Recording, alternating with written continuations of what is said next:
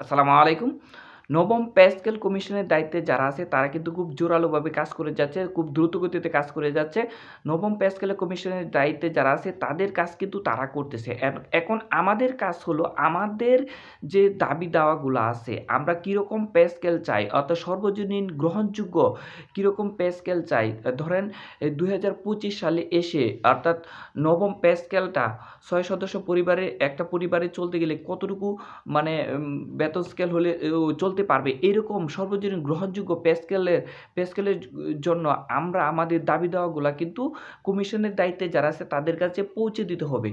এখানে দেখেন অলরেডি অনলাইনে একটা দাবি উঠেছে এবং সরকারি কর্মকর্তা কর্মচারী ফেডারেশন যে একটা ফোরাম আছে, এই ফোরামের পক্ষ থেকে কিন্তু কমিশনের দায়িত্বে যারা আছে তাদের সাথে কিন্তু যোগাযোগ করা হচ্ছে। এখানে ২০টি গ্রেড থেকে কমিয়ে কিন্তু ১২টি গ্রেড করার দাবি তুলেছে। প্রত্যেকেই কিন্তু এই দাবিটি তুলেছে এবং আপনারা যারা ফেসবুকে সবসময় অ্যাক্টিভ থাকেন, ফেসবুক, ইউটিউবে অ্যাক্টিভ থাকে আপনার বিষয়টি দেখেছেন। সরকারি কর্মচারী ফোরামের যে বিভিন্ন নেতৃবৃন্দ আছে এবং সচিবালয়ে যারা আছে বিভিন্ন মন্ত্রণালয়ে যারা আছে তারা কিন্তু একমত পোষণ করেছে। এখানে কিন্তু ২০টি গ্রেড থেকে কমিয়ে ১২টি গ্রেড করার একটা প্রস্তাবনা মানে তৈরি করা হয়েছে। এইটা নিয়ে কিন্তু অলরেডি কিন্তু নবম পে স্কেল কমিশনের দায়িত্বে যারা আছে তাদের সাথে যোগাযোগ করা হচ্ছে। বারবার যোগাযোগ করার চেষ্টা করা হচ্ছে। যাতে করে যাতে নবম পে স্কেলটি যাতে সর্বজনীন এবং গ্রহণযোগ্য হয় এইজন্য কিন্তু চেষ্টা করা হচ্ছে। এখন আপনাদের কাজ হলো আপনারা অনলাইনে যারা অ্যাক্টিভ থাকেন ফেসবুক এবং ইউটিউবে ধরেন নবম পে স্কেল সম্পর্কে যদি কোনো ভিডিও আপলোড করা হয় এবং কোনো পোস্ট করা হয় এইগুলা কিন্তু একটু ভাইরাল করার চেষ্টা করবেন। তাহলে এই যে এইগুলা কিন্তু অনেক সময় গোয়েন্দা সংস্থা আছে কিংবা যারা আছে তারা কিন্তু কিংবা কমিশনের দায়িত্বে আছে এবং সচিবালয়ে যারা আছে ঊর্ধ্বতন কর্মকর্তা তাদের কাছেও কিন্তু আমাদের যে দাবি দেওয়াগুলো আছে এগুলা কিন্তু পৌঁছে যায়।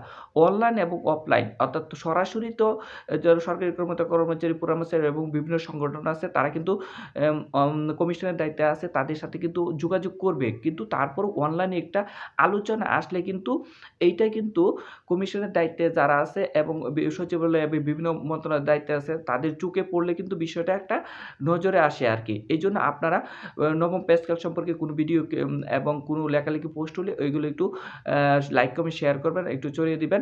আমরা বিশ্বস্ত সূত্রে যে বিষয়টি জানতে পেরেছি, নবম পে স্কেল কমিশনের দায়িত্বে যারা আছে তারা কিন্তু ৩-৪ মাসের মধ্যেই রিপোর্ট জমা দিয়ে দিবে এবং নবম পে স্কেল কমিশন কিন্তু জাতীয় নির্বাচনের পূর্বেই বাস্তবায়ন হবে এবং আমাদের দাবি অর্থাৎ জাতীয় নির্বাচনের পূর্বেই 100% নবম পে স্কেল বাস্তবায়ন করতে হবে এবং জানুয়ারি ২০২৬ সালের মধ্যে অবশ্যই বাস্তবায়ন করতে হবে। এই যে আপনাদের এই দাবিগুলা, আমাদের এই দাবিগুলা অবশ্যই আপনাদেরকে জানান দিতে হবে। যারা অনলাইনে কাজ করে তাদের দাবি দেওয়াগুলা আপনারা একটু লাইক, কমেন্ট, শেয়ার করে ছড়িয়ে দিবেন। যাতে করে অনলাইনেও বিষয়টা জানাজানি হয় এবং সরাসরি কিন্তু আমাদের পক্ষ থেকেও কিন্তু যোগাযোগ করা হচ্ছে।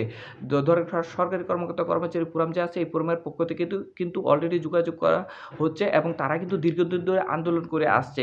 এখন কিন্তু নবম পে স্কেল কমিশনে ধরেন যারা দায়িত্ব আছে তাদের সাথে প্রতিনিয়তই কিন্তু যোগাযোগ করে যাচ্ছে।